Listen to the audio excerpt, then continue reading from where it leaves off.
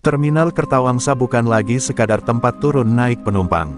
Ia telah berubah menjadi sarang ketakutan, di mana para preman muda berseliweran bebas, menebar ancaman seperti angin sore yang tak bisa dihindari.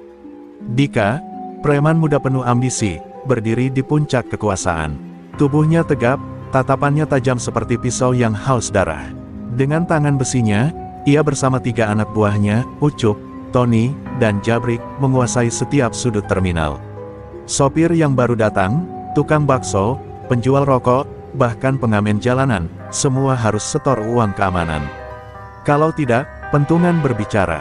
Hari itu panas, langit seperti membara. Seorang ibu penjual gorengan menangis setelah gerobaknya ditendang Jabrik hanya karena tidak punya uang lebih. Anak-anak kecil yang biasanya berlarian kini duduk diam dalam ketakutan. Dika menyeringai, menghisap rokoknya sambil memantau kerusakan yang ia ciptakan.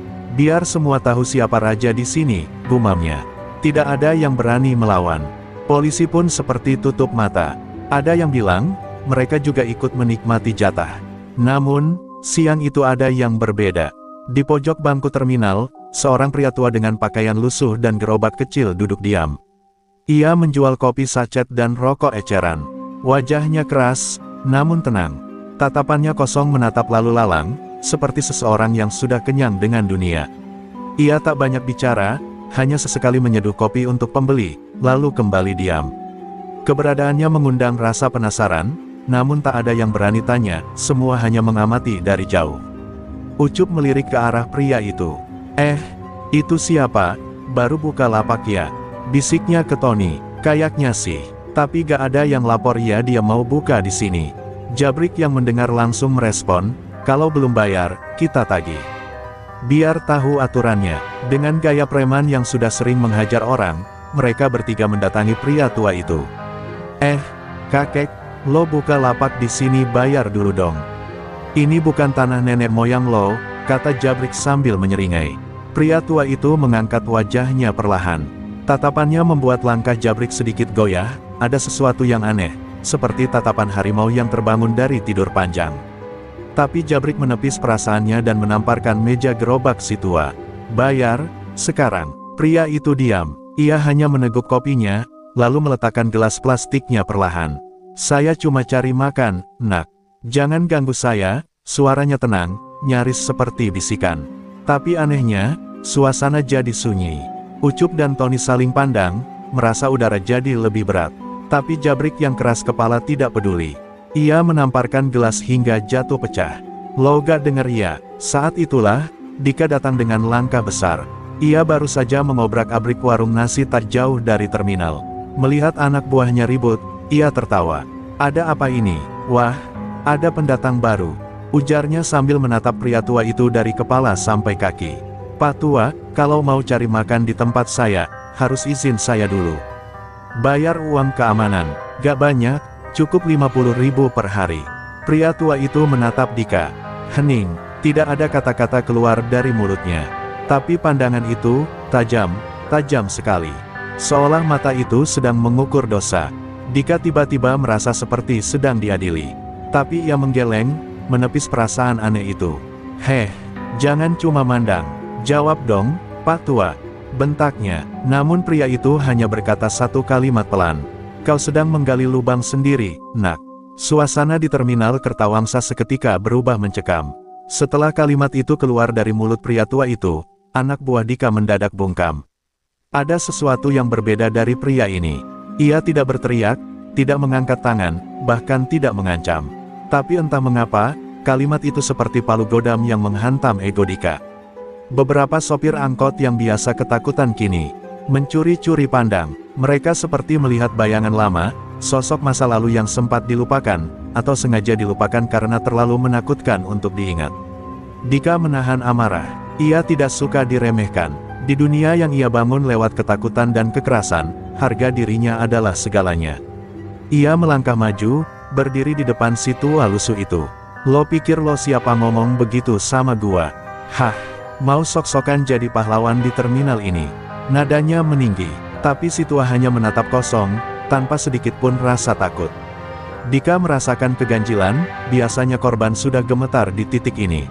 Tapi kali ini, tidak ada. Sama sekali tidak ada rasa gentar dari mata si tua. Jabrik, yang merasa harus mengembalikan dominasi, langsung bergerak. Ia menendang gerobak kopi si tua dengan keras. Gelas-gelas plastik berhamburan, kopi tumpah, dan sebagian dagangan rusak. Namun pria tua itu hanya diam. Ia berdiri perlahan, merapikan bahunya, lalu berkata lirih, "Kalian ini anak-anak. Kalian pikir dunia ini milik kalian.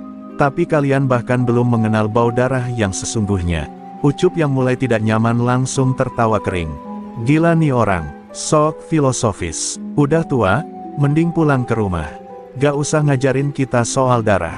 Tapi suaranya mengandung getaran. Tatapan pria tua itu terlalu dalam, seperti menembus lapisan jiwa yang paling rapuh. Dika meludah ke tanah, lalu menunjuk wajah si tua. "Besok gue datang lagi. Kalau lo masih di sini, lo gak akan bisa pulang hidup-hidup. Catat itu." Setelah rombongan preman itu pergi, suasana hening. Sopir-sopir yang tadi hanya menonton dari kejauhan mulai mendekat pelan. Pak Ujang, pemilik warung tua di pojok terminal, berjalan mendekati si tua sambil membawa segelas teh hangat. Tangannya gemetar saat menyodorkannya. "Sampeyan, Brahma?" "Iya," bisiknya, nyaris tak terdengar. Pria itu menoleh pelan, dan untuk pertama kalinya ia tersenyum tipis. Tapi senyum itu penuh luka dan kenangan. Ia tidak menjawab, hanya duduk kembali, menyusun kembali gelas-gelasnya yang pecah. Beberapa sopir yang sudah lama mangkal di terminal saling berbisik. Nama itu, Brahma, mulai bergaung pelan. Sebagian tidak percaya, sebagian lagi langsung pucat. Brahma adalah nama yang dulunya hanya dibisikkan dengan takut-takut. 2 dekade lalu, ia dikenal sebagai raja preman paling kejam se-Jawa Tengah. Ia tidak punya tanding, tidak pernah kalah, dan tidak pernah membunuh karena emosi, tapi karena prinsip. Namun ia menghilang tanpa jejak setelah perang besar yang merenggut puluhan nyawa di Tegalrejo. Tak ada yang tahu dia masih hidup, hingga hari ini. Sore itu, langit mulai mendung. Petir menyambar jauh di timur. Angin membawa hawa dingin aneh, seolah mengisyaratkan badai yang segera datang. Brahma hanya menatap langit, lalu berkata lirih pada dirinya sendiri, "Kalau aku harus kembali menari di atas darah, maka kalian yang memanggilnya." Ia kembali menyeduh kopi sachet, dengan tangan yang tampak tua, tapi dengan gerakan yang masih setajam pisau. Malam mulai turun di terminal Kertawangsa. Lampu-lampu jalan menyala redup, menciptakan bayangan panjang yang mengendap di antara bangku-bangku kosong. Di pojok terminal, Brahma masih duduk diam, menyeduh kopi dari sisa dagangannya yang tidak hancur. Angin malam berembus membawa aroma aspal, debu, dan ketakutan. Tapi pria tua itu tetap tak bergeming, seolah angin itu pun segan menyentuhnya. Di seberang warung, Pak Ujang duduk termenung. Tatapannya tidak lepas dari Brahma. Ia menggenggam tasbih di tangannya, tapi bibirnya tak berzikir, yang ada hanya kenangan mengerikan 2 dekade lalu. Pak Ujang tahu betul siapa Brahma. 20 tahun lalu, ia masih sopir Colt Diesel ketika nama Brahma menjadi momok seluruh preman terminal. Tapi Brahma bukan preman biasa. Ia tidak main pala orang sembarangan. Ia punya kode etik, dan siapapun yang melanggar prinsipnya, ditindas tanpa ampun. Ia membasmi preman kecil, menaklukkan penguasa pasar, bahkan sekali waktu pernah membuat bos mafia lintas kota bertekuk lutut. Tapi suatu malam kelam di Tegalrejo, Brahma menghilang. Rumornya ia tewas, atau mungkin dibunuh dalam pengkhianatan. Namun kini, pria itu duduk lagi di terminal, seolah kemarin baru terjadi. Gak mungkin orang lain. Cara dia duduk, cara dia menatap, itu Brahma, bisik Pak Ujang pada dirinya sendiri. Tangan tuanya gemetar saat menggenggam cangkir teh. Ia teringat dulu pernah melihat Brahma merobek geng preman lengkap hanya dengan tangan kosong, tanpa berteriak, tanpa emosi. Hanya diam, lalu menyerang seperti bayangan. Kalau dia balik, berarti neraka juga bakal ikut balik, gumamnya. Tapi di dalam ketakutannya, ada harapan. Mungkin, hanya Brahma yang bisa menghentikan Dika dan anak-anaknya yang sudah kelewat batas. Sementara itu, di sudut lain terminal, beberapa sopir senior mulai berkumpul. Mereka membahas insiden siang tadi dengan suara pelan dan mata waspada. "Lu lihat gak tadi Jabrik? Biasanya nyolot, tadi malah kayak anak ayam," kata salah satu. "Iya, bener, gue lihat tuh orang tua itu gak ngapa-ngapain. Tapi tatapannya, bro anjir. Lu percaya gak kalau itu Brahma?" Yang ditanya hanya terdiam, lalu mengangguk pelan. Di sisi lain, Dika mulai gelisah di markas kecilnya di belakang pasar. Ia mondar-mandir, membanting asbak, marah-marah tanpa arah. "Kenapa gua tadi ngerasa takut?" katanya lirih. Tony dan Ucup mencoba menenangkan, tapi mereka pun merasakan hal yang sama. Tatapan pria tua itu menyisakan bekas aneh di kepala mereka, seperti bayangan yang membekas. "Besok, gua harus kasih pelajaran. Biar semua orang gak sembarangan ngelawan gue," ucap Dika, namun suaranya tak lagi sekeras biasanya. Keesokan paginya, terminal masih seperti biasa. Suara mesin bas, teriakan kenek, dan pedagang kaki lima memadati suasana. Tapi satu hal yang berbeda, semua orang kini menunggu. Menunggu apakah pria tua itu akan kembali duduk. Dan benar saja, Brahma datang, dengan langkah lambat, gerobak dorong yang sudah sedikit bengkok, dan wajah tenangnya yang mengalahkan hiruk-pikuk dunia. Ia duduk di tempat yang sama, seakan tidak ada yang terjadi kemarin.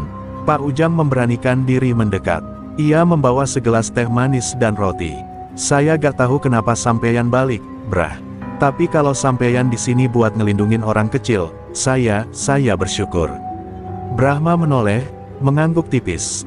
"Bukan saya yang kembali, Ujang. Mereka yang memanggil saya lewat ketamakan dan kekejaman mereka." Kalimat itu membuat bulu kuduk Pak Ujang meremang.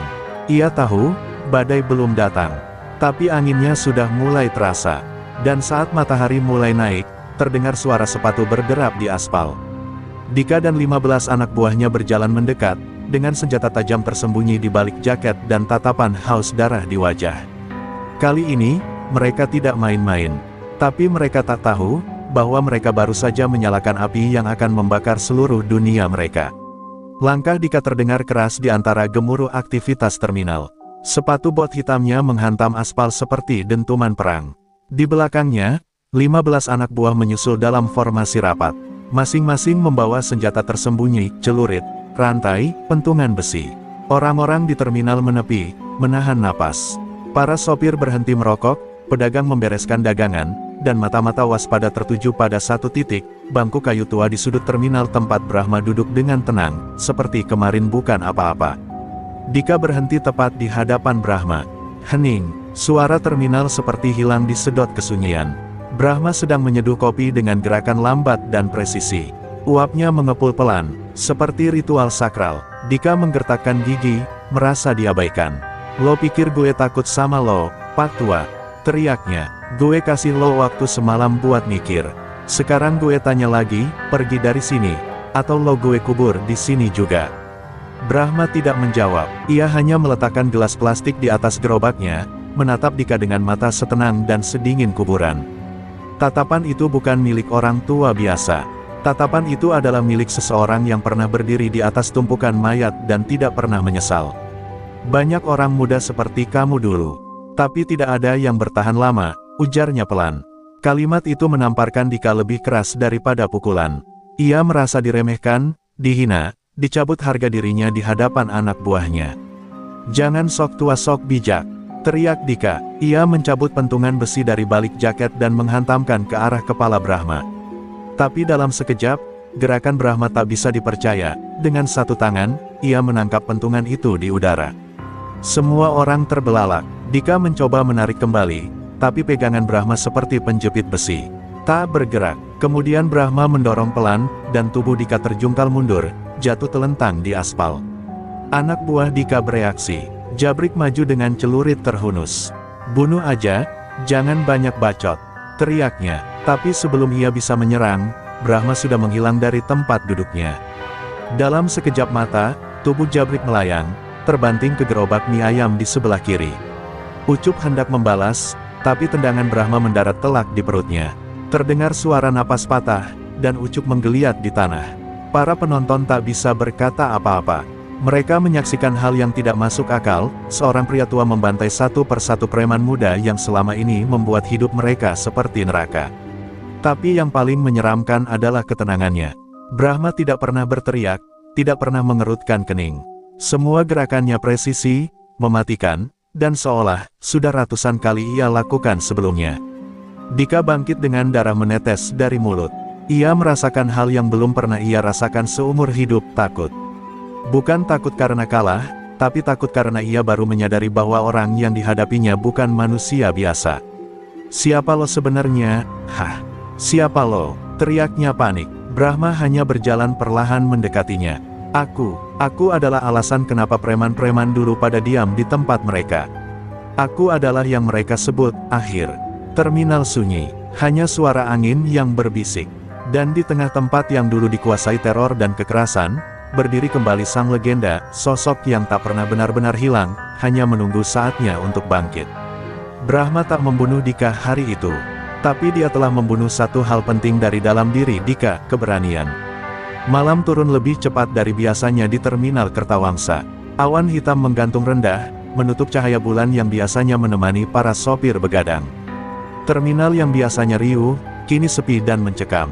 Para pedagang lebih cepat pulang, gerobak-gerobak ditutup rapat, dan suara obrolan sopir mendadak hilang. Semua orang tahu, malam ini akan terjadi sesuatu.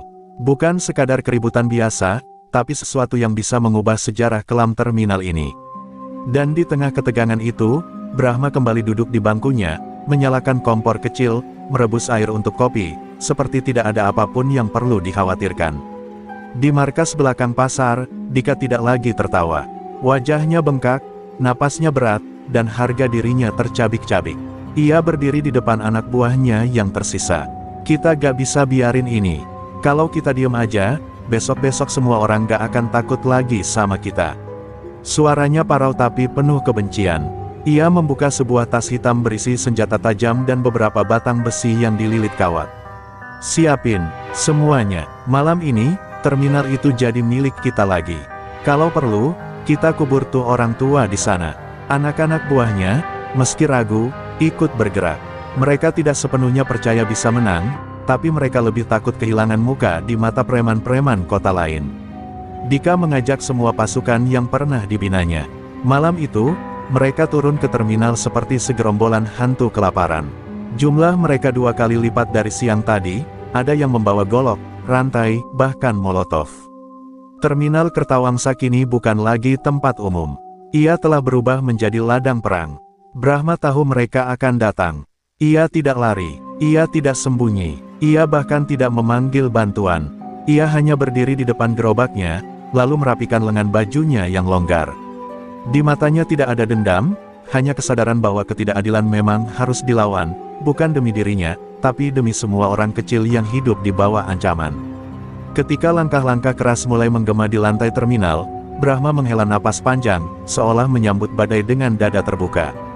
Bentrok dimulai dengan teriakan. Molotov dilempar ke arah gerobak Brahma, namun dia bergerak cepat, menendangnya kembali sebelum api menyambar. Ledakan kecil memecah keheningan. Preman-preman menyerbu dari berbagai arah, tapi Brahma menari di tengah mereka, bukan tarian indah, tapi tarian penuh luka dan kehancuran. Tulang-tulang retak, jeritan kesakitan memenuhi udara, namun Brahma tetap sunyi. Tangannya menghantam, kakinya menendang, tubuhnya meliuk seperti badai yang terlatih puluhan tahun. Satu persatu preman berguguran. Tidak ada yang mampu mendekat lebih dari 2 langkah tanpa dihantam. Bahkan senjata tajam pun tak sempat mengenai tubuh Brahma, refleksnya terlalu cepat, presisi serangannya terlalu sempurna. Dika hanya bisa menyaksikan dari kejauhan dengan tubuh gemetar. Ia tak lagi melihat seorang kakek tua, tapi sesosok iblis berselimut manusia. Ini bukan manusia, desisnya dengan peluh dingin membanjiri leher. Brahma akhirnya berdiri tepat di depan Dika. Baju lusuhnya compang camping, tangan kirinya berdarah, tapi matanya tetap tenang seperti lautan dalam. "Kau masih muda, Dika, tapi kesombonganmu sudah membunuh lebih banyak dari tanganmu sendiri," ucapnya lirih. Dika mencoba menusuk, tapi Brahma menangkis, memutar tangan Dika dan membantingnya ke tanah. Kali ini, Dika tidak bisa berdiri lagi. Tulangnya retak, napasnya berat. Ia tidak mati, tapi egonya sudah dihancurkan seutuhnya. Malam itu, terminal kembali sunyi. Hujan akhirnya turun, membasuh darah dan air mata. Para sopir dan warga yang menyaksikan dari jauh perlahan mendekat. Mereka tidak bersorak, mereka hanya berdiri mengelilingi Brahma, memandang dengan hormat. Tidak ada yang bicara, tak ada yang bertanya siapa dia.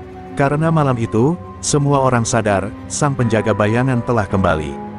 Dan tak seorang pun akan berani menyalakan teror di tempat ini lagi. Pagi menjelang dengan langit abu-abu yang masih diguyur gerimis. Terminal Kertawangsa tampak seperti habis dilanda badai. Genangan darah telah bercampur dengan air hujan, dan di beberapa sudut, masih terlihat jejak kekacauan, gerobak terbalik, pecahan kaca berserakan, dan dentuman sunyi dari kursi terminal yang patah. Namun meski semuanya porak-poranda, ada satu hal yang tak terganggu, gerobak kopi tua milik Brahma, masih berdiri di tempatnya, nyaris tak tersentuh, seolah alam pun menghormatinya. Kabar tentang kejadian semalam menyebar lebih cepat dari asap rokok di terminal. Warga kota mulai berdatangan, bukan untuk naik bus, tapi untuk memastikan apa yang mereka dengar benar, bahwa Brahma, sang raja preman legendaris yang menghilang 20 tahun lalu, telah kembali. Para sopir tua menyambut kabar itu dengan rasa campur aduk, ketakutan, hormat, sekaligus lega. Kalau benar itu Brahma, berarti tempat ini bisa tenang lagi, bisik seorang sopir sambil menyalakan rokok dengan tangan gemetar. Di pojok terminal, Dika terbaring di kursi panjang. Tubuhnya penuh perban dan wajahnya bengkak tak karuan. Anak buahnya sudah tercerai-berai, sebagian kabur keluar kota, sebagian lagi masuk rumah sakit dengan luka berat. Ia hanya bisa memandang kosong ke langit-langit terminal yang bocor. Harga dirinya hancur. Ia telah mencicipi neraka yang sesungguhnya. Bukan karena pukulan Brahma saja, tapi karena satu kesadaran pahit, selama ini ia hanya raja bayangan. Penguasa palsu, dan ia telah menantang singa yang sesungguhnya. Sementara itu, Pak Ujang datang membawa 2 gelas teh hangat dan duduk di samping Brahma. "Sampeyan, sudah kayak malaikat pencabut nyawa semalam," ujarnya pelan. Brahma hanya menatap teh di tangannya, lalu berkata lirih, "Aku bukan malaikat. Aku cuma bayangan dari masa lalu yang kalian kubur terlalu cepat." Ujang menatapnya dalam-dalam. "Tapi kami butuh bayangan itu sekarang, Brah.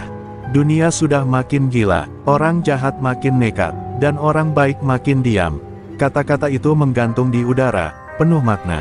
Hari itu, tak seorang pun berani menagih retribusi, memalak, atau mengganggu siapapun di terminal. Suasana berubah. Para sopir, pedagang, hingga penumpang mulai merasa aman. Mereka tahu, di pojok terminal, ada satu sosok yang tidak tidur. Sosok yang mungkin sudah tua, tapi menyimpan amarah dan ketegasan yang lebih tajam dari celurit manapun.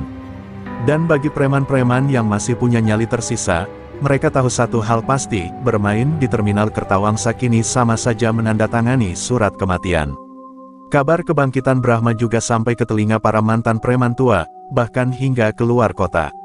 Sebagian ketakutan, sebagian penasaran. Beberapa yang dulu pernah jadi musuhnya, kini mulai bergerak, ingin memastikan apakah itu benar-benar dia, atau hanya legenda yang dibangkitkan kembali oleh cerita rakyat terminal. Tapi di antara mereka, ada juga yang merasa tertantang, dan menyusun rencana diam-diam. Namun Brahma tahu, kedamaian yang ia ciptakan semalam hanyalah awal. Dunia gelap yang pernah ia tinggalkan kini mulai berputar kembali. Para bayangan dari masa lalu akan muncul satu persatu. Tapi kali ini, ia tidak akan berperang demi wilayah atau kekuasaan. Ia akan bertarung demi ketenangan orang kecil, orang-orang yang dulu tak sempat ia lindungi karena tenggelam dalam ambisinya sendiri. Dan dari bangku kecil di terminal, Raja Preman itu kembali. Bukan untuk berkuasa, tapi untuk menjaga. Dika duduk di pojok ruang tunggu klinik kecil di belakang pasar, tubuhnya penuh perban, wajahnya lebam, dan matanya kosong seperti cangkang kosong. Rasa sakit menjalar dari iga yang retak dan bahu yang terkilir, tapi semua itu tidak sebanding dengan luka yang lebih dalam, ketakutan yang perlahan menggerogoti pikirannya. Ia mencoba mengingat setiap detik kejadian semalam, tapi yang tergambar hanya sosok pria tua dengan tatapan dingin dan gerakan mematikan. Itu bukan manusia, itu iblis dari masa lalu. Salah satu anak buah yang masih tersisa, Tony, duduk di sampingnya sambil menahan rintih. "Bro, kita harus ngelapor ke polisi." "Serius, ini udah kelewatan," desaknya. Dika awalnya diam, tapi akhirnya mengangguk lemah. Harga dirinya sudah terkoyak, gengsi bukan lagi urusan utama. "Ya, kita gak bisa lawan orang kayak dia." "Gak bisa," gumamnya lirih. Sore itu juga, mereka naik ojek menuju kantor polisi sektor Kertawangsa. Dika berpikir, mungkin masih ada yang bisa ia pegang. Mungkin, polisi masih bisa ia beli seperti dulu. Namun harapan itu pupus begitu mereka tiba di ruang penyidik. Seorang perwira tua yang menyambut mereka hanya terdiam saat mendengar nama yang disebut Dika. Dia, Si tua, itu, Brahma, dia hampir bunuh saya dan semua anak buah saya. Kami ditendang, dipukuli. Kami cuma minta dia angkat kaki dari terminal. Teriak Dika penuh emosi. Tapi polisi itu justru menyandarkan punggungnya, menatap Dika lama, lalu menghela napas berat. Kau bilang, Brahma, ulangnya pelan. Dika mengangguk cepat. Iya, itu orang gila harus ditangkap, Pak. Perwira itu bangkit dari kursinya, lalu membuka laci meja dan mengeluarkan map lusuh bertuliskan, Brahma, kode hitam. Ia meletakkannya di atas meja, lalu menatap Dika penuh tekanan. Nak, 20 tahun lalu, saat aku masih bintara, aku pernah kirim 2 truk brimob buat tangkap dia. Hasilnya, 15 luka berat, 3 koma, dan 1 tewas. Dan yang kau lihat kemarin, itu cuma pemanasan. Dika terpaku, jantungnya berdetak kencang, matanya membelalak. Bahkan polisi takut. Kalau kau waras, jangan pernah ganggu dia lagi. Dan kalau kau masih hidup sekarang, anggap itu keajaiban, lanjut sang perwira. Tony yang berdiri di belakang Dika mulai mundur perlahan, wajahnya sudah sepucat mayat. Dika hendak memprotes, tapi suaranya tercekat. Ia sadar, tidak ada hukum yang bisa melindunginya dari Brahma.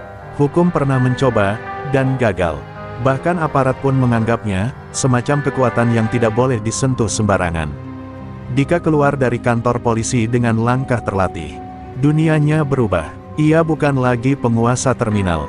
Ia bukan siapa-siapa. Ia tahu, selama Brahma masih duduk di bangku itu, tidak akan ada lagi yang berani menyebut namanya dengan hormat. Ia ingin kabur, lari dari kota ini.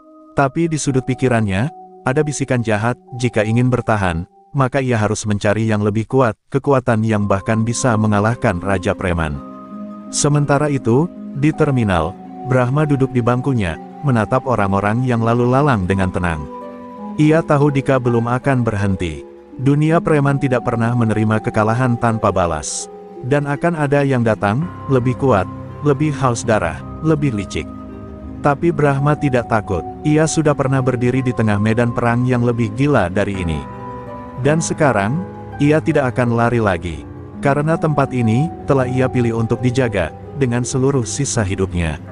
Langit Kertawangsa tampak mendung saat Dika kembali muncul di terminal, kali ini sendiri. Wajahnya masih menyisakan lebam, namun sorot matanya berbeda. Tak lagi congkak, melainkan muram dan penuh dendam. Di balik jaketnya terselip sebilah pisau besar, sementara tangannya gemetar bukan karena takut, tapi karena amarah yang ditekan selama berhari-hari. Ia tidak membawa pasukan, tidak juga datang untuk menguasai. Ia hanya ingin menuntaskan sesuatu. Mungkin bukan demi kejayaan, tapi demi sisa harga diri yang tersisa. Brahma sedang menyapu bangku terminal saat langkah Dika bergema. Suasana seketika sunyi. Pedagang menghentikan aktivitas, para sopir menahan napas. Semua tahu, inilah akhirnya. Dika berdiri tegak, menatap punggung pria tua yang beberapa hari lalu menghancurkannya. Hei, teriaknya lantang. Lo pikir lo menang? Lo pikir lo bisa hidup tenang setelah permalukan itu? Brahma berhenti menyapu, lalu menoleh perlahan. Ia tidak kaget, tidak juga tersenyum. Ia hanya menatap seperti biasa, dingin, dalam, dan penuh arti. Aku tidak ingin memenangi apapun, jawab Brahma datar. Kau yang datang membawa kekerasan, aku hanya mengembalikannya. Dika tertawa miris, lalu mencabut pisau dari balik jaket dan menunjuk ke arah Brahma. Hari ini gue balas semuanya. Gak peduli lo siapa dulunya. Lo tetap manusia, dan manusia bisa mati. Teriakan Dika menggema, tapi Brahma tidak gentar. Ia meletakkan sapu, lalu berjalan pelan ke tengah lapangan terminal yang kini kosong. Tanpa aba-aba, Dika menyerbu dengan pisau mengayun cepat ke arah dada Brahma. Tapi, dengan gerakan nyaris tak terlihat, Brahma memiringkan tubuhnya, menepis lengan Dika, dan mendorongnya keras hingga terjungkal ke aspal. Tapi Dika bangkit lagi. Pisau kembali berayun, mengenai pundak Brahma, menggores dalam, darah menetes. Tapi tak ada raut kesakitan di wajahnya. Kau cepat, gumam Brahma. Tapi masih mentah. Dengan satu hentakan lutut, Dika kembali roboh. Pertarungan berlangsung sengit. Dika berusaha menusuk, menyerang dari segala arah, tapi Brahma seperti bayangan, bergerak terlalu cepat untuk ukuran pria setua itu. Sesekali Brahma menghindar, sesekali membalas dengan pukulan keras ke dada dan perut Dika. Darah mulai mengalir dari bibir preman muda itu. Nafasnya tersengal, langkahnya mulai goyah. Tapi dia tetap berdiri. "Bunuh gue, kalau lo memang jago," teriaknya. Tapi Brahma hanya mendekat, lalu mengangkat tangan, bukan untuk memukul, tapi untuk meraih pisau dari tangan Dika dan menjatuhkannya ke tanah. "Aku sudah cukup membunuh di masa lalu," ucap Brahma dengan nada dalam. "Kau masih muda, Dika. Tapi kau harus tahu, kekuasaan yang dibangun dari rasa takut, akan roboh karena rasa takut yang lebih besar." Dika gemetar, air matanya mulai jatuh, entah karena sakit, lelah, atau karena seluruh kebencian yang akhirnya meledak. Ia berlutut, jatuh, dan menangis di tengah terminal. Semua orang menyaksikan dengan hening. Tidak ada yang menertawakan, mereka hanya melihat kebangkitan, sekaligus kehancuran. Brahma berbalik, meninggalkan Dika yang terisak. Darah masih mengalir dari pundaknya, tapi langkahnya tegak. Ia kembali ke gerobaknya, mengambil sapu, dan kembali menyapu tanah yang kotor. Terminal kembali bergerak, pedagang membuka lapak, sopir kembali menghidupkan mesin, dan di tengah hiruk-pikuk yang kembali hadir, tersisa satu kebenaran yang tak bisa disangkal, raja yang sesungguhnya telah kembali, dan ia tidak butuh mahkota untuk dihormati. Kemenangan Brahma atas Dika di terminal Kertawangsa tidak berhenti di kota itu saja. Kabar tentang pertarungan itu menyebar bak api yang menyambar ladang kering. Dari terminal-terminal kota sebelah hingga pasar gelap di perbatasan, nama Brahma kembali disebut, bukan sebagai cerita legenda, tapi sebagai kenyataan yang hidup dan sedang berjalan. Preman-preman lama yang dulu pernah tunduk padanya kini mulai gelisah. Bukan karena hormat, tapi karena takut masa lalu mereka kembali menghantui. Salah satu yang paling resah adalah Rengga Anaconda, mantan rekan Brahma yang kini menjadi penguasa pasar malam lintas provinsi. 2 dekade lalu, Brahma dan Rengga pernah berdiri bersama dalam satu kubu, satu menguasai kekuatan jalanan, satunya lagi mengendalikan jaringan uang dan logistik. Tapi persahabatan itu hancur setelah pengkhianatan besar di Tegalrejo, yang membuat Brahma menghilang dan meninggalkan segalanya. Kini, mendengar bahwa pria itu masih hidup, Rengga merasa posisinya terancam. Di sebuah rumah tua yang dijadikan markas di Cirebon, Rengga menatap layar CCTV yang memperlihatkan kondisi terminal Kertawangsa. Ia menyaksikan dengan mata sendiri saat Brahma mengalahkan Dika, saat terminal yang kacau berubah menjadi tenang dalam 1 hari. Dia kembali bukan untuk menguasai, gumamnya sambil meremas cangkir kopinya. Tapi kalau dia mulai bersihkan kota-kota, kita semua tamat. Di ruangan itu, beberapa anak buahnya menunduk. Mereka tahu, jika Brahma bergerak lintas batas, tidak ada yang bisa menahan. Rengga pun mulai menyusun rencana. Ia menghubungi orang-orang lama, sisa-sisa geng lama yang dulu pernah bentrok dengan Brahma. Ada yang di Surabaya, ada yang di Bekasi, bahkan satu nama dari Lampung yang dulu hampir kehilangan tangan karena duel dengan Brahma. "Kita satu-satunya harapan untuk bertahan dari amukan masa lalu," ujar Rengga dingin. Dalam beberapa hari, kota akan menyaksikan sesuatu yang belum pernah terjadi, perang generasi lama yang bangkit dari kuburannya. Sementara itu, di Kertawangsa, suasana terminal semakin tertib. Warga mulai merasa aman, bahkan anak-anak mulai kembali bermain di sekitar bangku yang biasa diduduki Brahma. Tapi Brahma tahu, ketenangan ini hanyalah jeda. Ia bisa merasakan pergerakan dari jauh. Udara berubah, intuisi lamanya kembali hidup. Ia menatap ke langit sore yang kelabu dan berkata, "Mereka datang. Bukan untuk memalak, tapi untuk membalas." Dan di dadanya, luka lama perlahan terasa hangat kembali. Pak Ujang datang membawa kopi hangat. Ia duduk di samping Brahma, seperti biasa. "Saya dengar Rengga sudah gerak. Apa sampeyan siap?" tanyanya hati-hati. Brahma menatap jauh ke arah gerbang terminal. "Saya tidak pernah siap untuk perang," katanya tenang. "Tapi kalau perang itu datang menghampiri orang-orang kecil ini, maka saya akan berdiri paling depan." Kalimat itu sederhana, tapi membuat Pak Ujang menggenggam gelas lebih erat. Ia tahu, badai yang sesungguhnya belum datang. Malam itu, 3 mobil hitam tanpa plat nomor berhenti tidak jauh dari terminal. Beberapa pria berbadan besar keluar, menatap sekeliling dengan dingin. Mereka tidak berbicara, mereka hanya menatap bangku kecil tempat Brahma biasa duduk. Di tangan salah satu dari mereka, ada sebuah foto lama, foto Brahma 20 tahun yang lalu, dengan mata tajam dan darah menetes di pelipis. "Kita pastikan, dia benar-benar masih hidup," ujar salah satu dari mereka. "Kalau benar, dia akan mati untuk terakhir kalinya." Dan di kejauhan, Brahma berdiri, menatap mereka dari balik bayangan. Wajahnya tetap tenang, tapi malam itu, untuk pertama kalinya, ia menggenggam kembali sesuatu yang sudah lama ia simpan, sarung tangan hitam dengan lambang tengkorak di punggungnya. Isyarat bahwa raja sesungguhnya, telah siap kembali turun ke medan perang. Langit malam di atas terminal Kertawangsa seperti menahan napas. Tak ada angin, tak ada suara, hanya ketegangan yang menggantung di udara. Orang-orang kecil, para sopir, pedagang, dan warga sekitar, sudah menutup lapak lebih awal. Mereka tidak disuruh, tapi hati mereka tahu, malam ini akan ada pertumpahan darah. Di tengah terminal yang lengang, Brahma berdiri mengenakan jaket hitam lusuh dan sarung tangan tengkoraknya. Matanya menatap gelap, namun sorotnya menyala seperti obor dalam kabut. 3 mobil hitam kembali datang. Dari dalamnya turun belasan pria berotot, bertato, dan berpakaian seragam preman elit dari lintas kota. Mereka tak asing bagi Brahma. Satu persatu adalah hantu masa lalu. Rengga, Anaconda, muncul terakhir. Dulu ia adalah saudara seperguruan, kini lawan yang menggeret banyak darah di bawah namanya. Lama tak berjumpa, Brahma, ucapnya sambil tersenyum dingin. Aku kira kau sudah jadi abu. Tapi rupanya, kau masih keras kepala. Brahma tidak menjawab, ia hanya membuka kancing atas jaketnya dan melempar sapu tua ke tanah. Kalian datang bukan untuk adu mulut, Rengga. Kalian datang membawa darah, maka darah pula yang akan kalian dapat. Rengga tertawa kecil, lalu memberi aba-aba. Dalam sekejap, 10 orang langsung mengepung Brahma. Tapi pria tua itu sudah siap. Dalam satu hentakan, ia berputar dan menghantam 2 musuh sekaligus, lalu meliuk menghindari serangan ketiga. Tendangan, pukulan, dan teriakan pecah di terminal. Perang telah dimulai. Rengga tidak ikut campur lebih dulu. Ia ingin menyaksikan apakah legenda yang dulu ia kenal masih sekuat itu.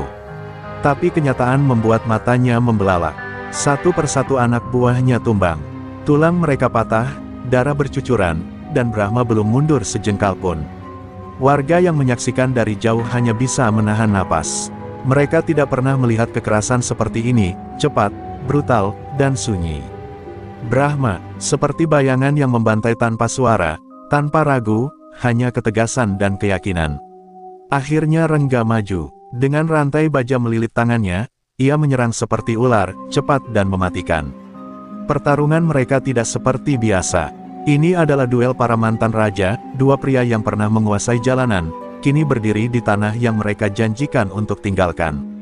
Dentuman pukulan mereka menggema, membuat terminal berguncang seperti medan perang. Brahma terpukul di rahang, darah menetes. Tapi ia membalas dengan hantaman siku ke dada Rengga, menghantamnya ke tiang besi. Rengga berdiri terhuyung, wajahnya penuh luka. Kau masih seperti dulu, keras kepala dan tak kenal ampun, desisnya. Brahma menatapnya tajam. Dan kau masih seperti dulu, serakah, haus kuasa, dan lupa pada rakyat kecil yang dulu kau sumpah akan lindungi. Kalimat itu seperti belati. Rengga berteriak dan menyerang lagi, tapi kali ini Brahma tidak menghindar. Ia menerima pukulan itu, lalu memutar tubuh dan menghantam pelipis Rengga dengan lututnya. Rengga jatuh, tak bergerak. Hening, hujan mulai turun perlahan. Preman-preman lain yang tersisa tak berani maju. Mereka menatap Brahma, dan di mata mereka, ia bukan manusia, tapi penjaga terakhir dunia jalanan yang tak bisa ditumbangkan. Brahma berdiri tegak, napasnya berat, darah menetes di tanah. Ia tidak bersorak, tidak tertawa. Ia hanya berkata lirih, ini tanah orang kecil. Siapapun yang ingin berkuasa di atas ketakutan, akan kutumbangkan. Dan sejak malam itu, tak ada lagi yang berani menantang di terminal Kertawangsa. Bukan karena mereka takut pada Brahma semata, tapi karena mereka akhirnya tahu, bahwa di tempat ini, masih ada satu orang yang rela berdarah demi menjaga ketenangan. Satu orang yang telah kembali, bukan sebagai raja, tapi sebagai penjaga terakhir dari keadilan jalanan.